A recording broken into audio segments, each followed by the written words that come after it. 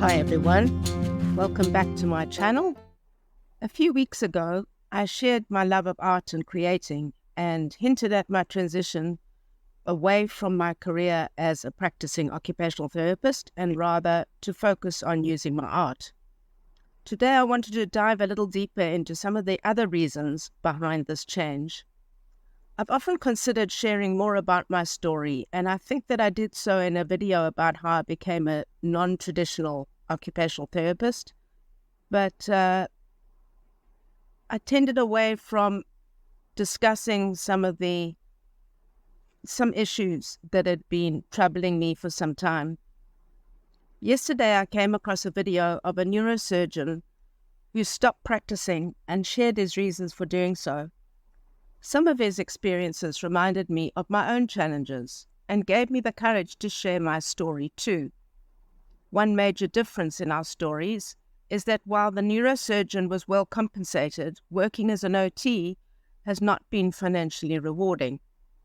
I hope that by sharing my journey, I can help others who might be facing similar struggles. As an aside, perhaps related a little bit to how I became a non-traditional occupational therapist, also related a little bit to what I'm doing right now. When I was preparing to sell some of my books that I'm starting to let go of, I came across one that reminded me of an important truth. There are many ways to contribute to the field of occupational therapy. Direct treatment is just one of them. Writing books, creating content, and sharing knowledge are also valuable ways to support and advance the profession. With this in mind, sometimes I oscillate between giving up OT altogether or using the knowledge I've gained to help me with creating content in various formats. Over the years, I've become increasingly disillusioned with many details of the medical system. I've faced numerous challenges, including discrimination, problematic work conditions, and consistently low salary. In one place, my salary was withheld for 2 months, and when I asked if I could receive my salary, I was fired for having asked. Another employer deducted 10% of my salary for tithing reasons without my consent. When I mentioned that the 10% that I would be tithing was already allocated, they were not interested. As far as they were concerned, they were assisting me with tithing.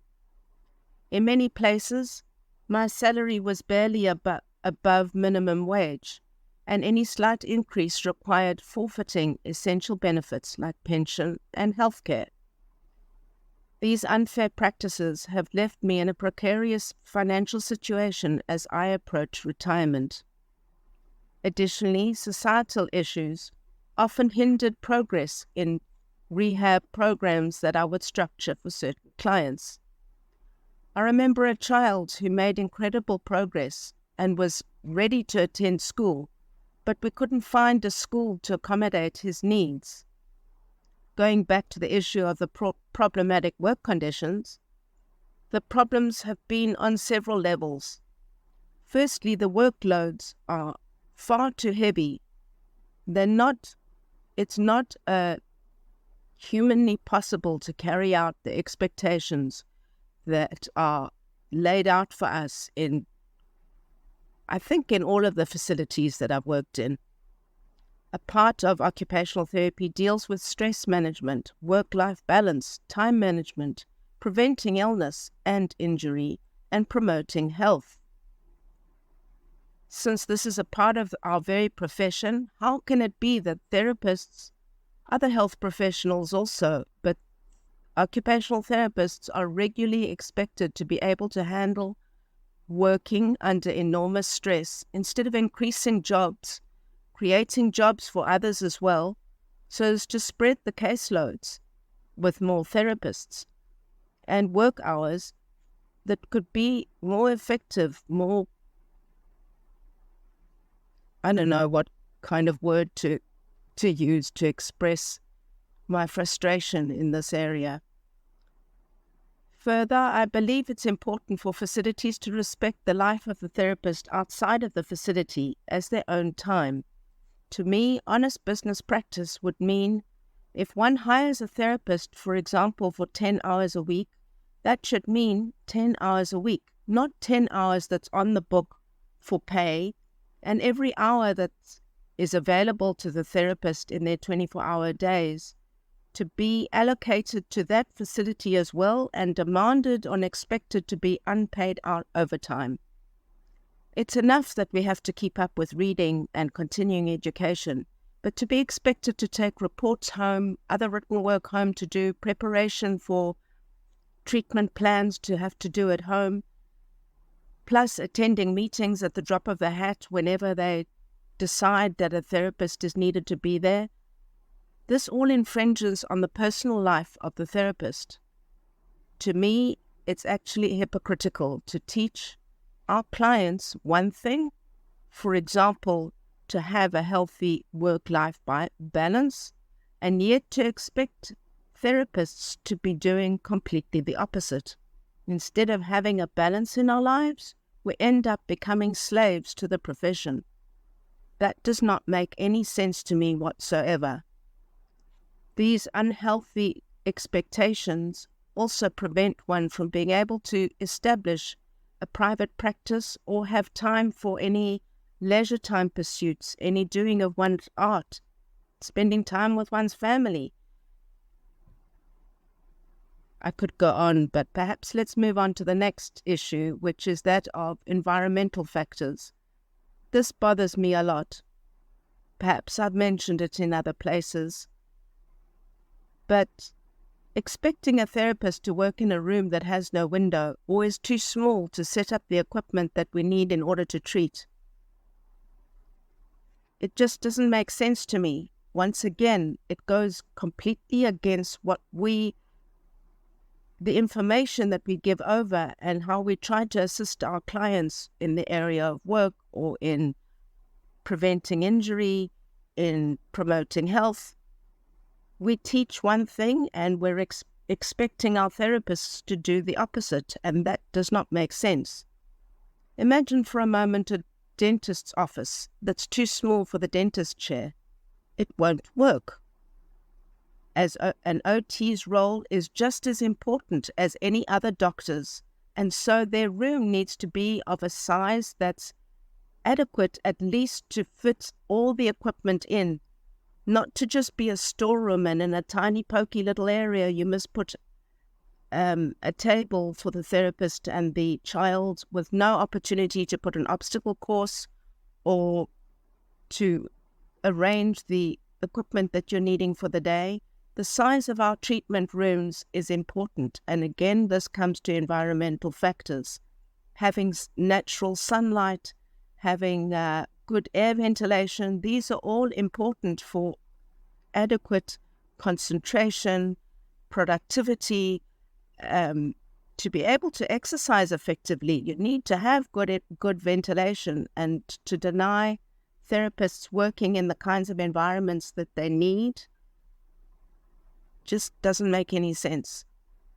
These experiences have been disheartening and confusing and have contributed to my decision to stop practicing in person. Now, focusing more on my passion of art and creating a space where I can fully embrace this new chapter in my life.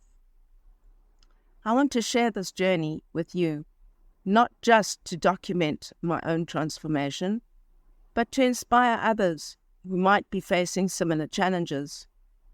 If you're interested in following my journey, in learning more about my experiences, or in supporting my work, please do consider subscribing to my channel and following me on Patreon or checking out my Bonfire store and, of course, my books that I have on Amazon. Let's embark on this journey together. So I invite you at this stage to comment in the comments below and let me know, what are you going through? Do you have an interest in art? Have you had frustrations in your workplace? Do you have similar kinds of issues to the ones that I'm currently sharing? I'd like to share a little bit more. the few problems I've shared thus far were not the only issues to trigger my change in direction. In truth, it's a change that's been happening gradually over time for many, many years.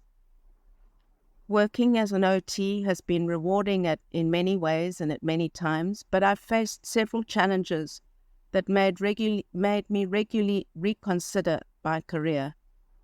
Discrimination was a significant issue in several places of work. Initially, I thought it was just me. What was there that was wrong about me? How could this be happening? But later I discovered courses, and I actually started to take a course that shared statistics highlighting widespread discrimination in the workplace, especially for therapists and health professionals. It was disheartening to see how deeply ingrained these issues were. The problem also made no sense to me. In our Hippocratic oath, we have to swear not to discriminate. If this is the case for our clients, in other words, we're not going to be discriminating against who we're working with, surely that should be applicable in the workplace too. Another troubling aspect was the high percentage of hospital cases resulting from man's inhumanity to man. It's heartbreaking for me to see so many admissions due to preventable causes. This led to my changing my focus from rehabilitation to prevention and promotion of health. Initially, I tried changing my area of practice to work in schools instead of in hospitals, all the while figuring out what kinds of programs I could develop to get involved in what might help to prevent these dreadful results of accidents, trauma, and illnesses that I'd seen in the hospitals. However, when I tried to promote prevention and promotion of health, I faced resistance. Some even argued that promoting health and preventing injuries would reduce jobs in emergency services, which I felt was incredibly short-sighted. There's so many opportunities for jobs in the world. Do we need to be promoting trauma? Human errors, especially from surgeons and other medical professionals, were another significant issue. These errors can be devastating consequences for patients and their families. It was incredibly frustrating to see preventable mistakes causing so much harm. Not only was it heartbreaking for me, but my hands were tied. So many times I could not say to my patient who might have gone in for a certain procedure in one level of function and come out considerably worse due to a human error. It's reinforced my belief in the importance of preventing and in education. I encountered resistance from various sectors. For example, a website rejected my proposal for a series of articles on injury and illness prevention, fearing that it would reduce jobs. Doctors refused to refer patients to me, worried that my success would reduce in a lower patient load for them. Even certain organizations or other referring opportunities, certain facilities that I turned to educate them about occupational therapy in the hope that they would refer to me as I was building my private practice, were concerned with some of the success rates that I'd shared with them. I'd hoped that the success rates would give them a certain faith in me to be able to refer, but on the contrary, I found them rejecting and refusing to refer to me because they were concerned that any success that I might have in progress with my clients, if I had a good outcome, they were worried that that would mean less need for their services. And sometimes the services that they were offering were some people not trained in occupational therapy who were taking on aspects of occupational therapy, even stress management, instead of referring to an occupational therapist to cover stress management or ways that they could be able to reduce absenteeism in the workplace. They were concerned about this, and that didn't make any sense to me. Changing my area of practice, as I said initially, I started working in schools instead of in hospitals, and also exploring other areas of working. Even moving to other countries didn't seem to help some of the societal problems that I'd come up against. I found similar systemic issues everywhere. In the USA, I was shocked by the high security measures that were required in the schools, which reminded me of the crime-ridden environment I'd left in South Africa. And it made me question, what's the point of going to a so-called first world country if the problems I was seeing that had bothered me in South Africa were happening there too? It's kind of like the grass isn't really greener on the other side. It was disheartening to see that these problems were and are so widespread. One day, while walking down the corridor of a school that I was working in, one of the students that I worked with, who was on her way to a class, stopped to talk to me, and in our conversation asked, "Can I laugh?" That question broke my heart. Laughter should be a natural and spontaneous way of expressing one's happiness, especially for children. Children should be feeling a certain kind of contentment, of intrigue, of joy, of excitement with what they're learning in the school. What kind of an environment are we creating if the children are feeling a need to ask permission to laugh? I'm not talking about somebody who'd been disrupting the class, that she was punished and perhaps sent out of her classroom because she was giggling too much, or in some ways being a disruption to the class. I'm talking about somebody who was feeling the need to ask a basic permission to laugh. Another day, I saw a quote that was up on the wall of one of the schools that I worked in. And the quote said, 100 years from now, it will not matter what kind of house you lived in, what kind of car you drove, or the size of your bank account, but your life will be important because you were important in the life of a child. This resonated deeply with me. It made me smile in a way too.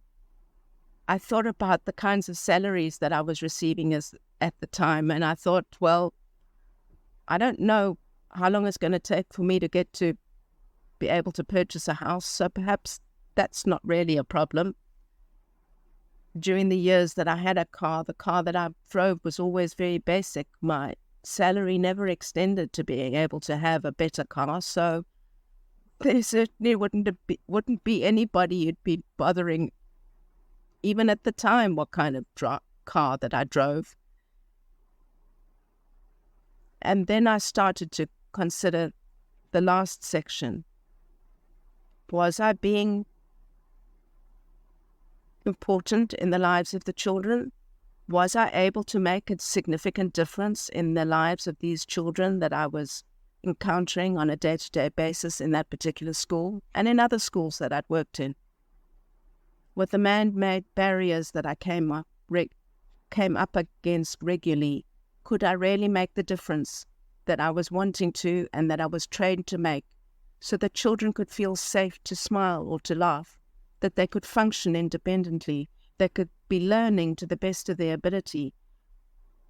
Despite the barriers, I did find that educating parents and empowering women to help their children had incredible outcomes.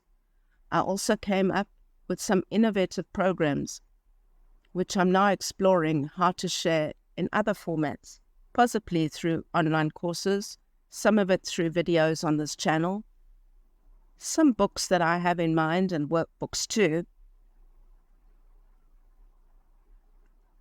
All of these are other ways in which I'm hoping to make some kind of a positive impact.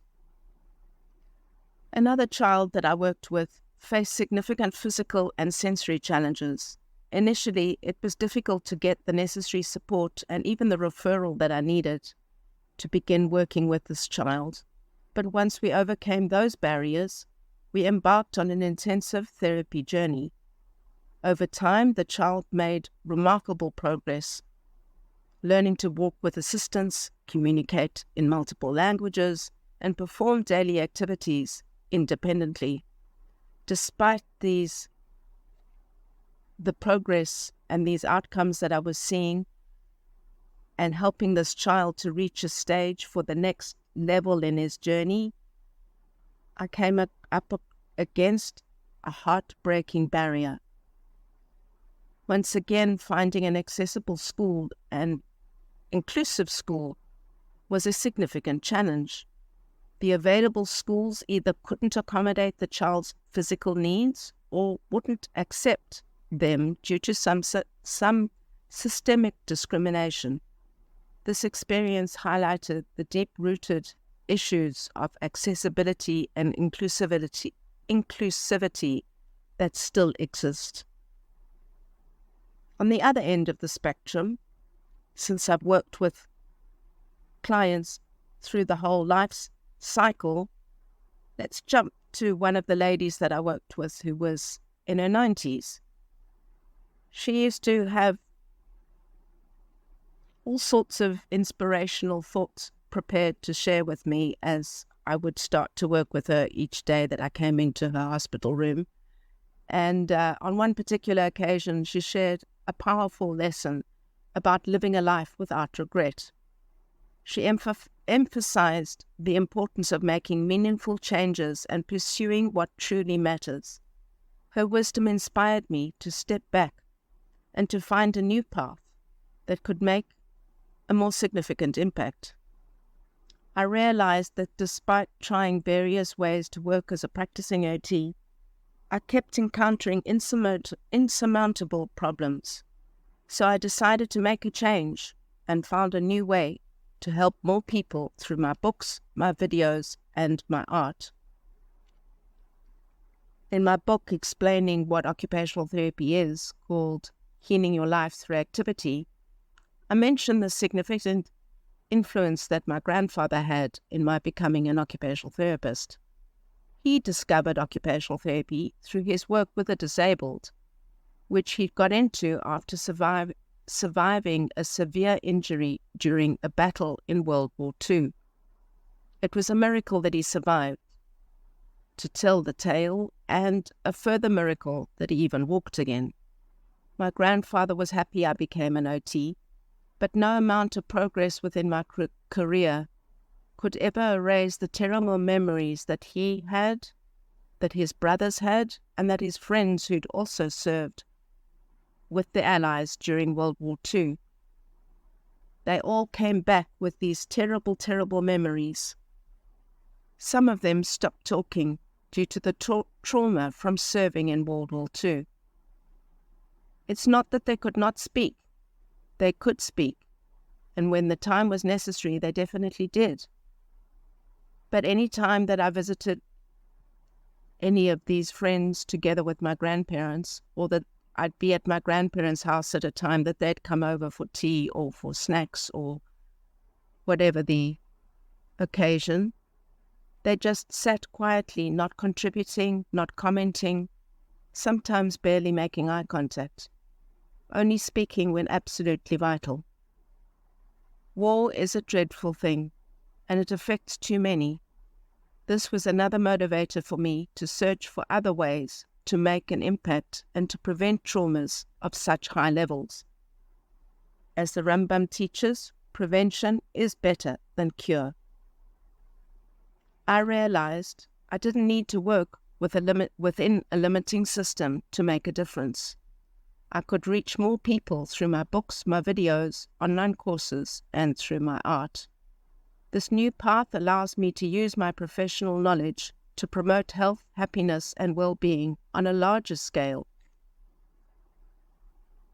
A healthy lifestyle and happiness are crucial for overall well-being. Through my work, I aim to inspire and educate others on how to achieve this.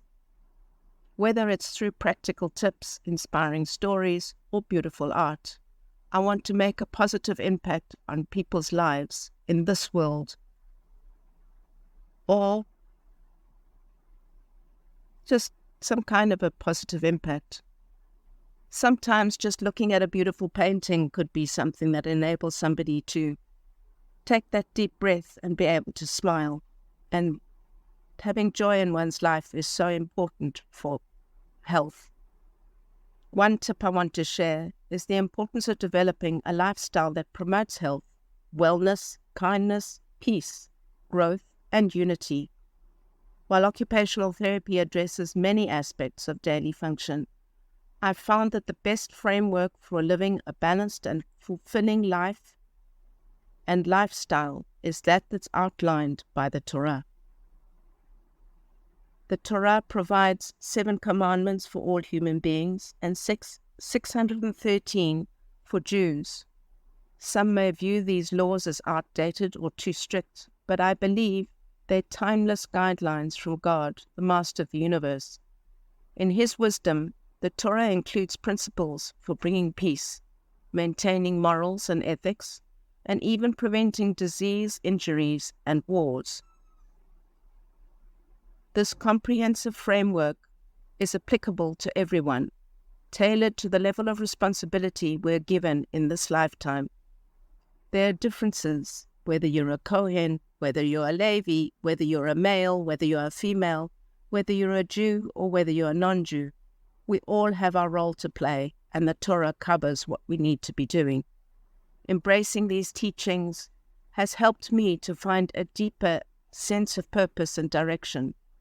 I invite you to follow some of the videos related to Torah. On my channel, I hope to focus on growth without gossiping, as I did start certain videos in this area. It's not only gossiping, it's any form of negative speech, as well as the laws of loving kindness. I might add some more inspirational stories.